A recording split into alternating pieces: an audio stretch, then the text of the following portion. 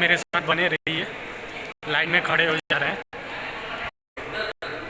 12 बजे का शो है। अंदर ढुकते हैं। बैठ चुके हैं स्पेस थिएटर में शो देखने के लिए। देखते हैं क्या क्या दिखाया जा रहा है यहाँ पे। Science city space theatre. फिलहाल यहाँ पे मैं बैठा हुआ हूँ। फिलहाल चालू हो गया है स्पेस थिएटर। देखते हैं। और इसके उष्णकटिबंधीय क्षेत्रों में छिपे हैं दुनिया के कुछ सबसे खूबसूरत प्राकृतिक दृश्य।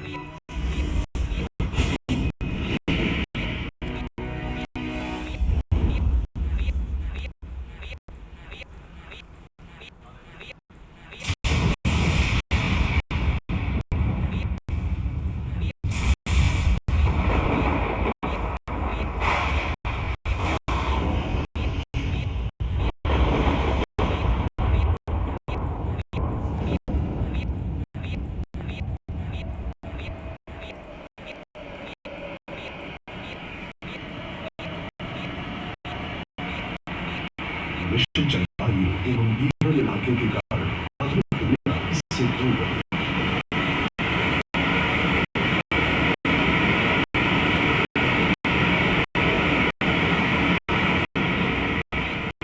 लाखों वर्षों तक बाढ़ पर्वत की घाटियों को करती रही है।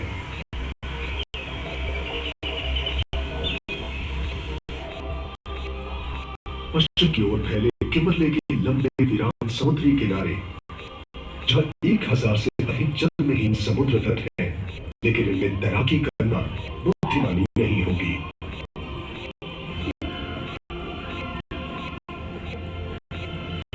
और पृथ्वी की सबसे प्राचीन वर्षावन जो उष्णकटिबंधीय पौधों तथा डायनासोर के युग के पशुओं का घर है।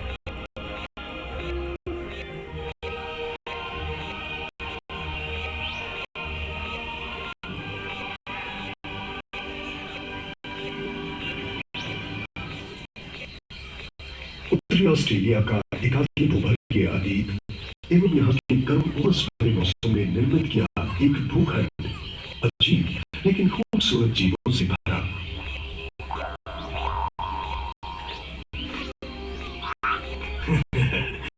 टॉमी लुइस, वो व्यक्ति जो वहां चट्टानों पर खड़ा है, और मैं आप सभी को चंद कहानियां सुनाएंगे ऑस्ट्रेलिया के जंगलों के रोचक किस्से। अरे, मैं तो इस जगह के बारे में बताना भूल ही गया, जो आज भी इस धरती पर सबसे आक्रामक है, विशालतम शीर्षक का घर है, हिंसक और भयानक नरभक्षी डायनासोर।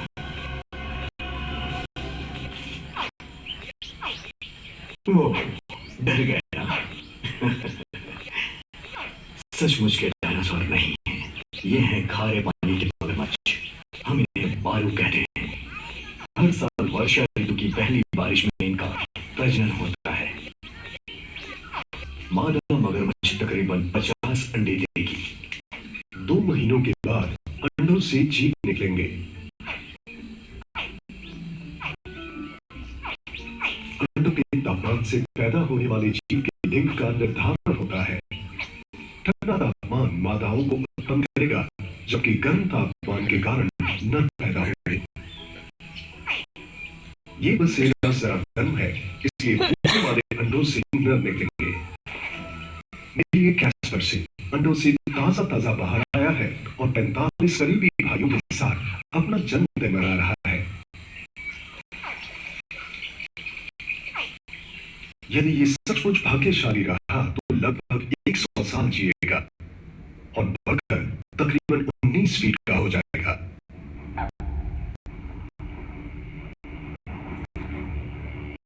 सोच कर ही डर लगता है।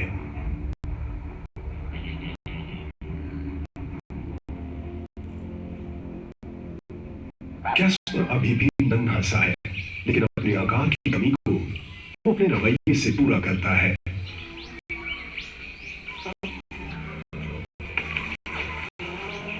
छोटी मछलियां, मेंढक और कीट बनेंगे इसका भोजन, लेकिन इन्हें पकड़ना इतना आसान भी तो नहीं है। 2, 3, कूदो। शायद अगली बार किस्मत साथ दे जाए। जैसे कि गैस पर शिकार करने में व्यस्त है, कोई दूसरा शिकारी है उसके पीछे। श्वेत उदर वाला समुद्री गरुड़ हर हिलती हुई चीज पर नजर जमाए हुए है। किनारों पर सांप भी घात लगाए बैठे हैं। एक नन्हे मगरमच्छ के लिए जीवन की रक्षा बहुत ही भयानक है। अनुमानित तौर पर 100 में से एक मगरमच्छ ही व्यस्त होने तक जी पाता है। उम्मीद है कैस्पर उन भाग्यशालियों में से एक होगा, ताकि हम उसके पूरे जीवन के रोमांचक सफर को देख सकें।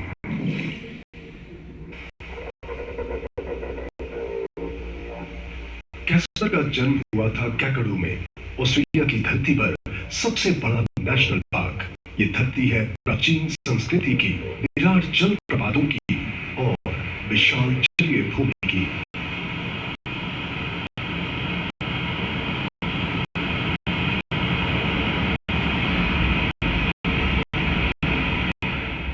जीव विज्ञानियों के लिए तो मानो ये स्वर्ग जैसा है, और कैस्पर के काफी ऊपर मेंढक विशेषज्ञ जोडी राउली अपने वैज्ञानिक अभियान पर हैं, जो कैकड़ू की ढलानों में खोजेंगी कि यहाँ और कौन से जीव हैं।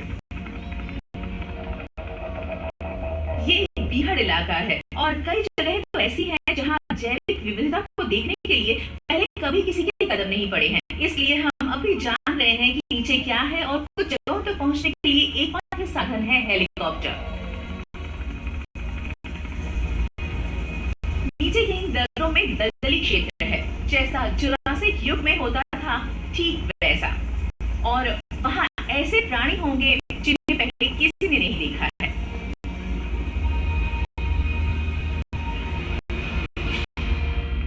नई प्रजातियों की खोज में लगी जोडी के लिए ये सबसे सही जगह है। चलिए वहां करते हैं। Roger that.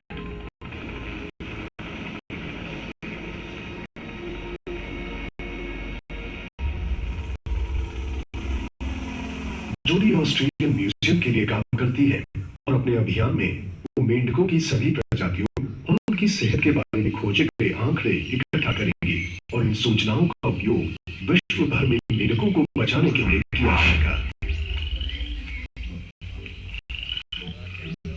मैंने जीव विज्ञान में मेंढकों के विषय को इसलिए चुना क्योंकि मुझे इनसे प्यार हो गया, और मुझे समझ में नहीं आता कि आप इनसे प्यार कैसे नहीं कर सकते। इनकी गोल आंखें, पैरों की झिल्लियां, सच में ये कितने नाजुक और कोमल हैं। जोडी का मानना है कि अभी भी ऐसे मेंढक हैं जिन्हें खोजा जाना और जानना बाकी है। उन्होंने अपने करियर में 27 नई प्रजातियों को पहले ही खोज निकाला है। बहुत खूब जोडी। इसे देखिए, मेरे पेशे का सबसे रोचक हिस्सा है जब मैं किसी बेनाम नई प्रजाति को ढूंढती हूँ और उनका नाम रखती हूँ। लेकिन इस बियाबान जंगल में आना और यहाँ की चीजों को खोजना उतना ही जरूरी है। हमें ऐसे काम करने चाहिए कि मेंढकों से भरे ये वन हमेशा ऐसे ही बने रहें।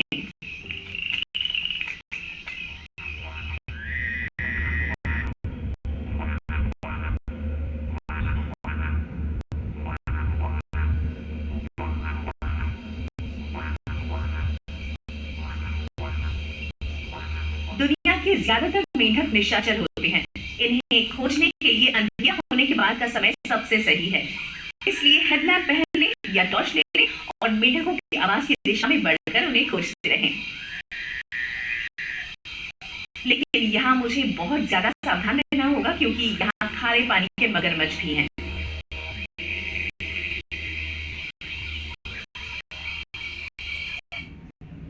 खारे पानी के मगरमच्छ समुद्र से सैकड़ों किलोमीटर दूर भी पाए जा सकते हैं।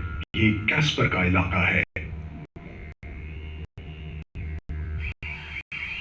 आज की रात उसे सिर्फ मगरमच्छों से ही सावधान नहीं रहना। जहां भी मेंढक होंगे वहीं पर होंगे मेंढक के शिकारी।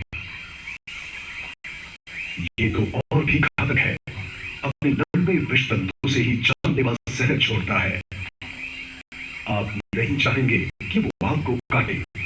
ये ऑस्ट्रेलिया का सबसे सबसे जहरीला सांप है, इसलिए मैं तो इसके पास भी नहीं जाऊंगी। सही फैसला। अस्पताल से दूर इसका एक बार यानी जान भी जा सकती है।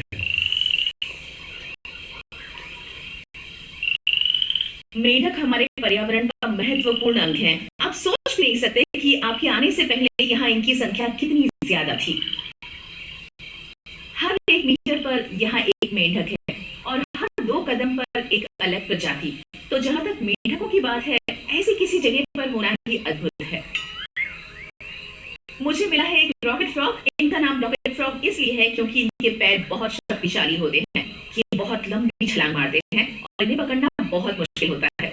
इसे पकड़कर मैं बहुत खुश हूँ। आनंद लैंड की ढलान जैसे हमें बीते दिनों में ले जाती है। इस जलीय भूमि का हर छोटा टुकड़ा मानो कम घने जंगलों के समुद्र में कोई द्वीप सा हो। इसलिए किसी भी हिस्से में आप जाएं, वहां आपको विभिन्न प्रकार के मेंढक मिलते हैं और कभी-कभी तो उस नदी की श्रृंखला में सिर्फ और सिर्फ मेंढक ही मिलते हैं।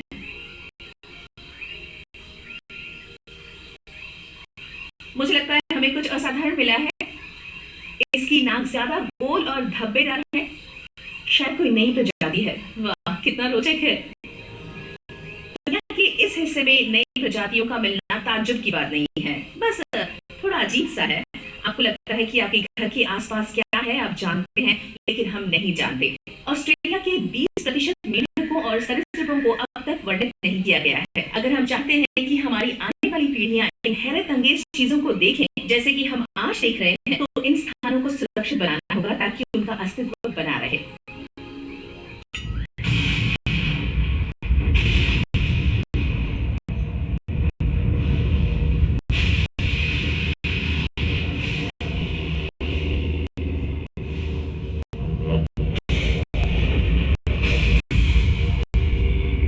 बिजलियों का देश है।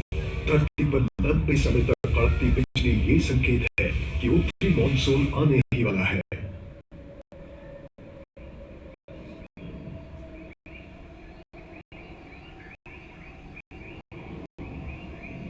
दुनिया के इस हिस्से की जलवायु में ग्रीष्मकाल में रेगिस्तान जैसे हालात और वर्षा ऋतु में 100% आर्द्रता और गर्मी भी शामिल है।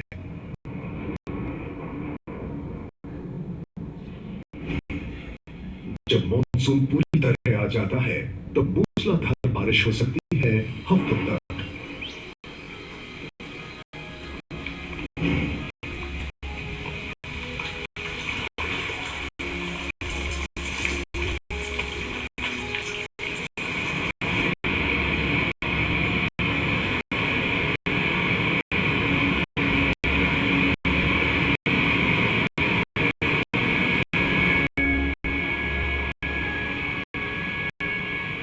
बाढ़ का विस्तार होता है चारों तरफ। गर्मी और उमस के कारण वनस्पतियों और प्राणियों की उत्पत्ति होती है प्रचुरता में।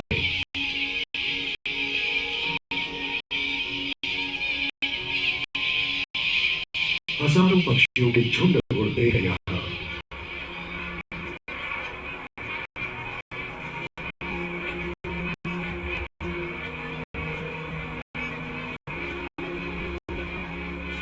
हजारों मैगपाई कलहंस इन जलीय भूमियों में भोजन की तलाश में आते हैं। बहुत स्वादिष्ट होते हैं ये।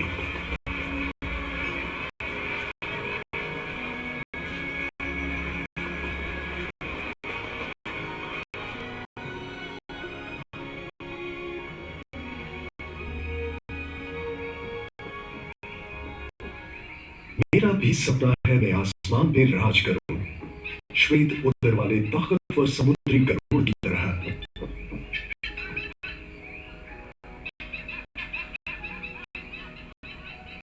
मेरे देश की प्राण शक्ति है पानी।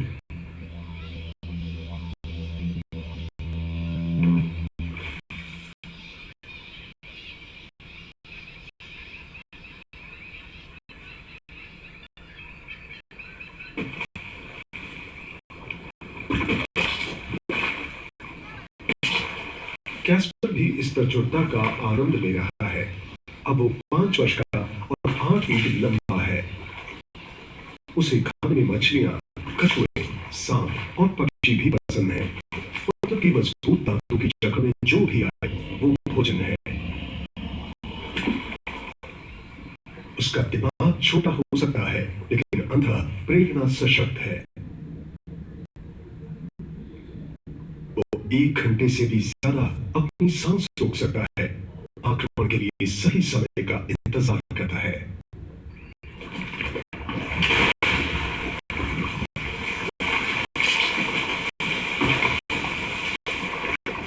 उसके पास इस धरती की सबसे शक्तिशाली जबड़े हैं।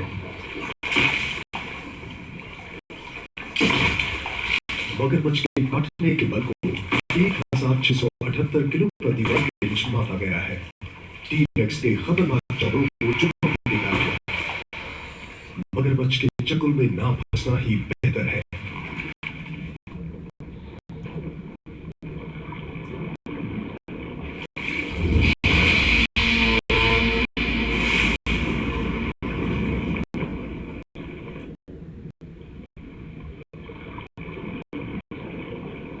वो धरती के अनुसार खुद को ढालने में माहिर है और इसी कारण 20 करोड़ सालों से वो इस ग्रह पर वास कर रहे हैं। और इतने समय में वो बन गए हैं दुनिया के सबसे तेज तर्रार शिकारी। दुर्भाग्य से इन मगरमच्छों का अच्छा शिकारी होना ही बाद में ऑस्ट्रेलिया आने वाले यूरोपियनों के हाथों उनके खात्मे का कारण बना। नरभक्षी होने के कारण ही शुरुआती यूरोपियनों ने इन्हें मारना शुरू किया और फिर दौर आया जब इनकी बेशकीमती खाल के लिए इन्हें शिकार बनाया गया। 1970 के आते आते इनके शिकार ने इन्हें विलुप्ति के कगार तक पहुंचा दिया।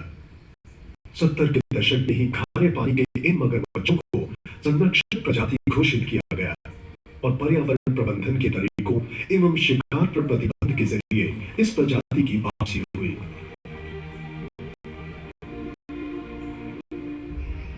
उत्तरी ऑस्ट्रेलिया में मगरमच्छों की वापसी पर्यावरण के लिए कामयाबी की कहानी है, खास तौर पर जब आप इनकी तुलना दुनिया भर के दूसरे नरभक्षी जानवरों की विलुप्तीकरण से करेंगे।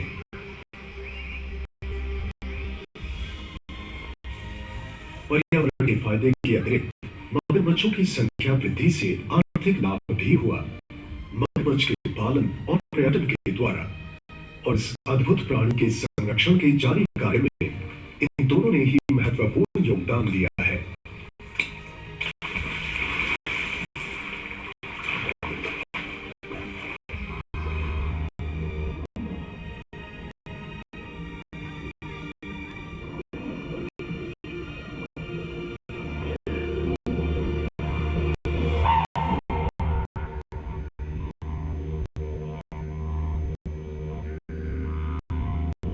जमीन के सूखते ही क्षितिज से उठने लगता है धुआं।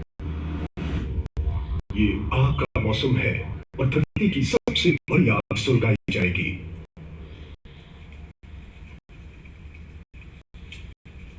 हर साल सैकड़ों हजारों वर्ग किलोमीटर जमीन में आग लगती है, लेकिन ये कोई जंगल की आग नहीं है। ये आग जानबूझकर लगाई गई है। फिर से हाजिर हूं मैं मेरे देश, मेरे घर में।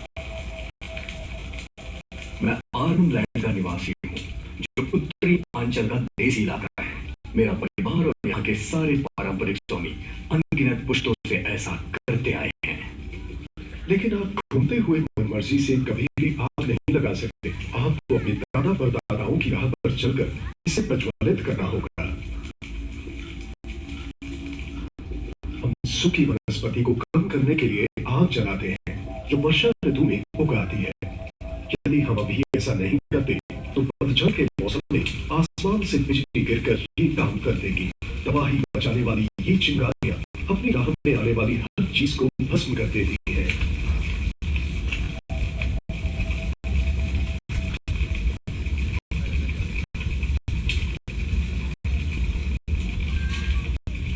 मिट्टी में नमी के रहते रहते ये नियंत्रित आग लगाई जाती है ताकि आग ठंडी रहे और धीरे धीरे आगे बढ़े। इससे हर प्राणी को भाग कर अपनी जान बचाने का समय मिल जाता है।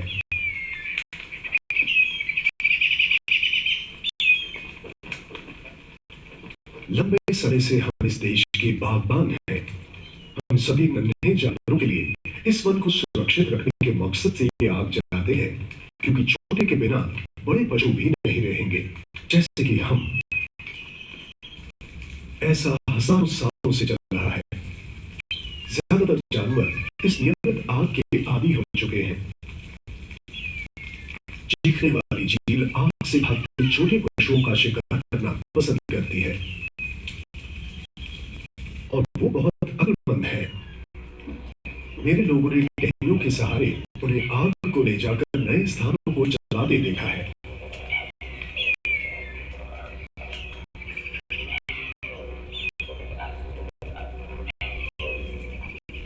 मेरे लोगों का इस आग के साथ मजबूत आध्यात्मिक रिश्ता है।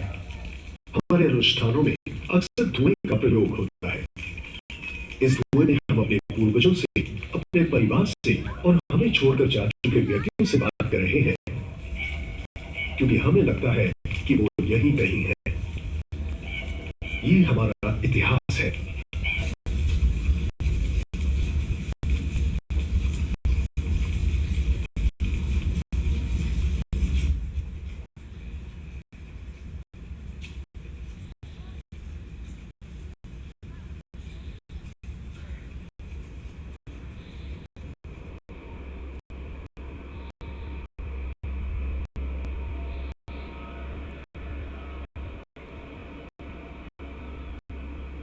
कम से कम 50,000 सालों से ये आदिवासी इस वन प्रदेश का ध्यान रखते आए हैं, और आप जहां भी देखें, आपको धरती पर सबसे पुरानी जीवित सभ्यता के प्रमाण मिलेंगे। आप जिस रास्ते चलेंगे, कोई ना कोई पहले उस पर चल चुका है। हमारा इतिहास इस धरती का है। कोई दस्तावेज नहीं है हमारे पास, लेकिन ये दर्ज है गीतों में, नृत्य में, पहाड़ियों में और गुफाओं में।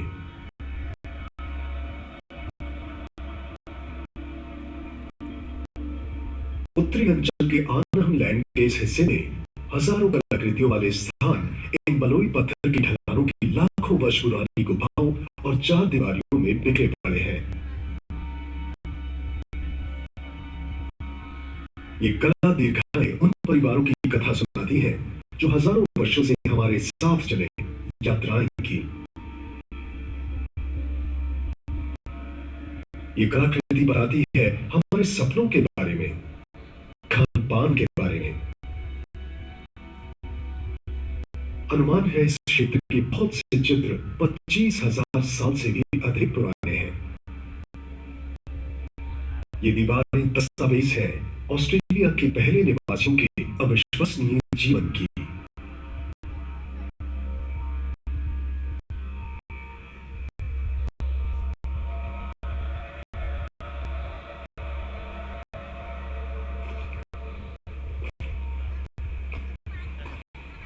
पूरे देश में बसे हमारे लोग प्रकृति का दिल से सम्मान करते हैं, और आप चारों तरफ देखकर महसूस करेंगे कि हमारे पूर्वजों ने कितना ध्यान रखा था इस देश का। आप सभी के मंदिर हैं, गिरजे हैं, हमारा चर्च है, ये प्रकृति। हमारा सबसे महत्वपूर्ण कानून है इस धरती की देखभाल करना। आपके लिए, मेरे लिए ये एक उपहार है। हम इसके स्वामी नहीं हैं, हम इसके हैं।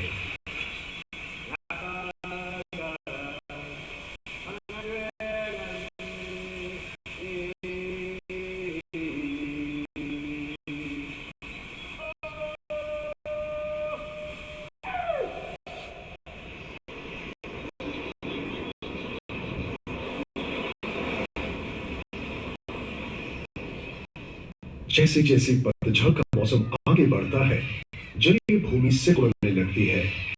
मजबूरन कैस्पर को अन्य मगरमच्छों के साथ शेष बची जलाशयों की ओर जाना पड़ेगा। ये उसके लिए खतरनाक समय है। भोजन के लिए कांटे की टक्कर होगी। मगरमच्छ अपने अपने इलाकों को लेकर बेहद सतर्क रहते हैं। नर मगरमच्छ अपने साम्राज्य को बचाने के लिए संग्राम करेंगे।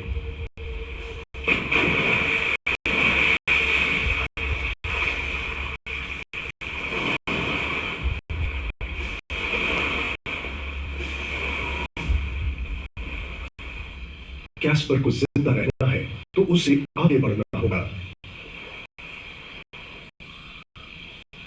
रहने और भोजन के लिए अच्छी जगह की तलाश में नर मगरमच्छ हजारों मील तक का सफर करते हैं, स्वभाव से कुछ कुछ बंजारों जैसे, जब तक ये पूर्ण वयस्क होकर स्थानीय मुखिया से लड़ने और उसकी जगह पर दखल करने में सफल नहीं हो जाते। अगले 20 सालों तक वह उत्तरी ऑस्ट्रेलिया के समुद्र तटों में भटकेगा, खाड़ियों और शांत समुद्री किनारों पर शिकार करेगा। केवल क्षेत्र में थोड़ा पश्चिम की ओर बगैर ज्यादा आबादी वाला एक बहुत बड़ा इलाका है। कैस्पर के खाने और बड़े होने के लिए यहाँ काफी जगह है।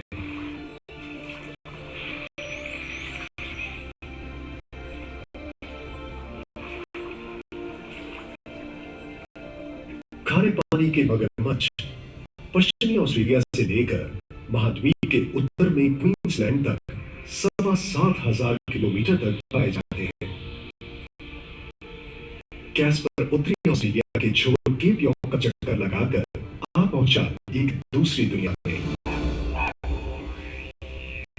ये है ग्रेट बैरियर रीफ, और कभी कभी यहाँ के विशाल समुद्री उद्यान में मगरमच्छ टहलते हुए देखे जाते हैं।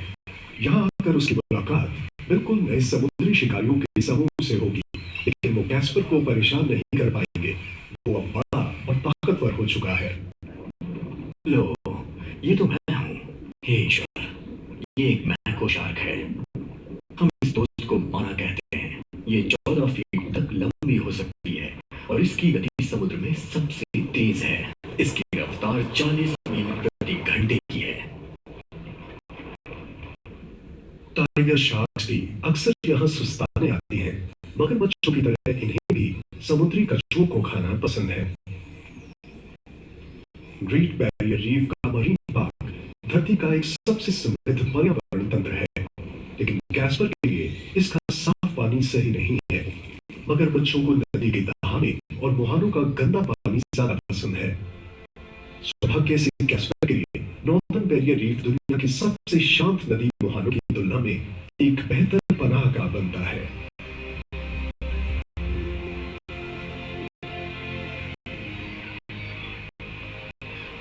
यही वो जगह है जिसकी उसे तलाश थी, जहां बहती हो जंगली नदी चमगादड़ों, पक्षियों और दूसरे स्वादिष्ट स्तनपाइयों से भरी हुई।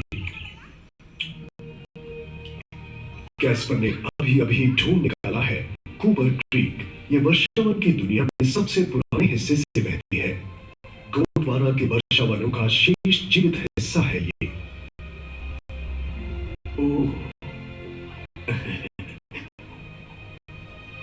कभी दुनिया की आधी जमीन इस वन से ढकी हुई थी।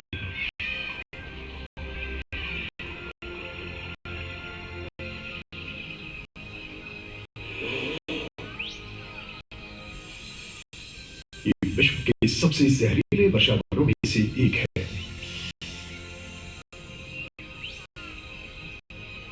अनंत काल से पौधे तृणभक्षियों से बचते आए हैं। जैसे तृणभक्षियों ने पौधों को खाने के नए तरीके ढूंढे, पौधों ने भी खुद को बचाने के उपाय खोजे। इस वृक्ष का नाम है राइबोरोसा कुरांजिया, विश्व के सबसे जहरीले वृक्षों में से एक। यदि आप इसकी सतह को नुकसान पहुंचाते हैं तो ये सांस के लिए घातक हाइड्रोजन साइनाइड छोड़ने लगता है। ये वन तकरीबन 12,000 कीटों तथा मकड़ियों की प्रजातियों का भी घर है। ये लाइकन मकड़ी रूप बदलने में उस्ताद है। क्या आप देख पा रहे हैं इसे? जी हाँ, वो रही, बिल्कुल गाड़ी जैसी लग रही है। मन फिसल गया मेरा स्काई पर। कैस्पर प्राचीन स्तनपाइयों के साथ भी अपना घर साझा करेगा, जैसे कि ये चित्तीदार कोल। पेट में थैली वाला ये मांसाहारी प्राणी है जो मेंढकों, छोटे स्तनपाइयों का शिकार करता है और खोखले तरों में सोता है।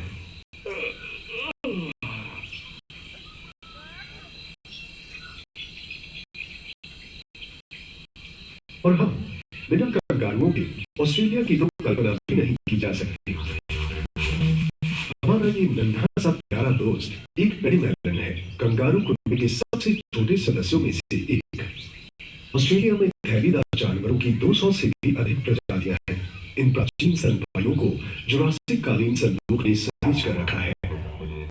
डायनासोरों की अनगिनत पीढ़ियों का घर है ये वन। बहुत पहले ही जब ये भीमकाय जानवर लुप्त हो चुके, डायनासोर आज भी रहते हैं यहाँ।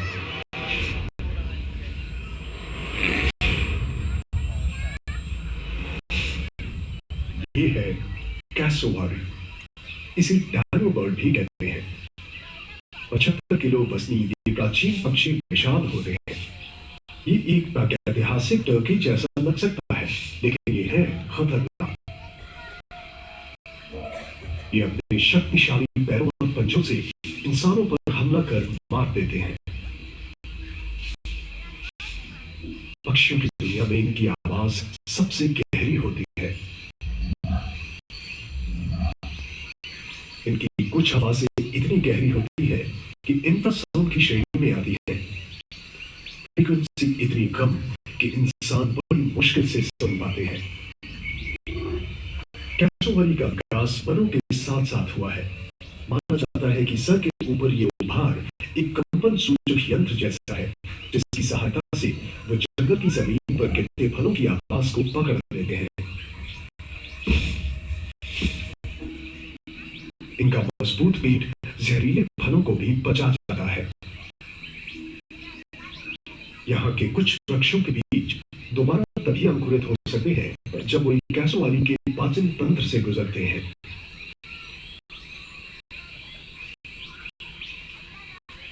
जीव विज्ञानी इन्हें महत्वपूर्ण प्रजाति मानते हैं। कैसोवारी के बिना ये वृक्ष बनेंगे ही नहीं जिनसे ये वन बना है, और उन वृक्षों पर रहने वाले कई प्राणी भी गायब हो जाएंगे। धरती पर सबसे पुराने वन हमें ये सिखाते हैं कि इस ग्रह पर सारे जीवन एक दूसरे से जुड़े हुए हैं।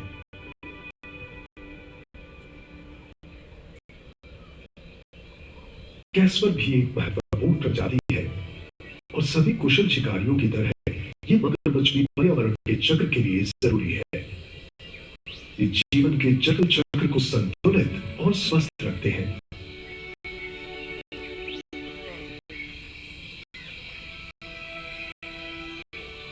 ये हमारे कुल का सबसे पवित्र पशु है। 45 साल की उम्र में वो अब 16 फीट लंबा है और वजन 1 टन के करीब। शरीर मजबूत मांसपेशियों से भरा। आखिरकार अब वो नदी के इस हिस्से का सम्राट है, और अब जबकि उसका साम्राज्य है, मादाओं की उसमें दिलचस्पी बढ़ गई है। कैसपर खुशनसीब है। इस मादा के दांत बहुत खूबसूरत है, बहुत खूब।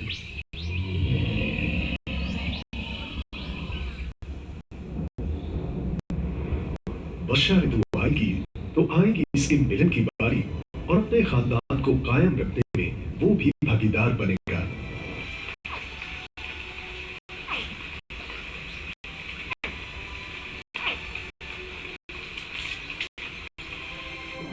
कैसपर की जीवन कहानी उत्तरी ऑस्ट्रेलिया के हजारों मगरमच्छों से मेल खाती है, और ये कहानी बहुत खास नहीं है, लेकिन इतिहास का नजरिया कुछ और ही हो सकता है।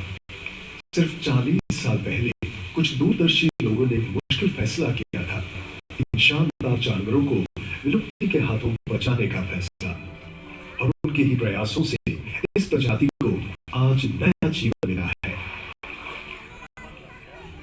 उन्होंने जो दूर की सोची, उसे मेरे पूर्वजों ने प्रारंभ में ही पहचान लिया था। हमारा अस्तित्व मूल रूप से धरती के सारे प्राणियों के साथ जुड़ा हुआ है, चाहे वो प्राणी नन्हा और प्यारा हो या फिर खतरनाक और हिंसक।